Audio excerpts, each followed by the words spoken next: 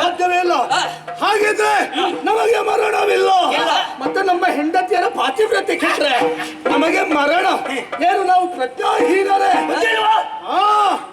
ಪತಿವ್ರತೆ ಶಿರೋಮಣಿಯಾಗಿ ಬಾಳಿನಲ್ಲಿ ಸಂಗಾತಿಯಾಗಿ ಬರುವವಳನ್ನೇ ಆಯ್ಕೆ ಮಾಡಿ ಮದುವೆಯಾಗಿ ಅವಳಿಗೆ ಯಾವ ಎಲ್ಲ ಸುಖ ಭೋಗಗಳು ಬೇಕು ಅದನ್ನೆಲ್ಲ ನೀಡಿ ಗಂಡನೇ ಪರಮ ದೈವ, ಅದಕ್ಕಿಂತ ಮತ್ತೊಂದು ದೈವ ಇಲ್ಲ ಎನ್ನುವ ಹಾಗೆ ಪತಿಯರೇ ಆಡುವ ಹಾಗೆ ನಾವು ಜೀವನವನ್ನು ಮಾಡಿ ತೋರಿಸಲೇಬೇಕು.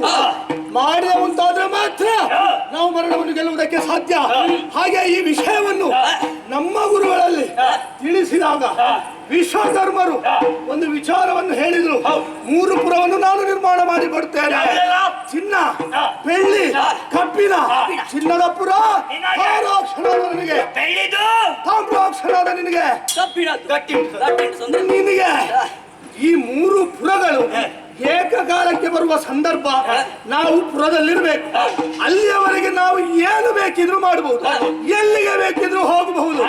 ಹಾಗಿದ್ರೆ ಇನ್ನು ಮುಂದಕ್ಕೆ ನಮ್ಮ ಪಯಣ ನಮ್ಮ ಪುರದ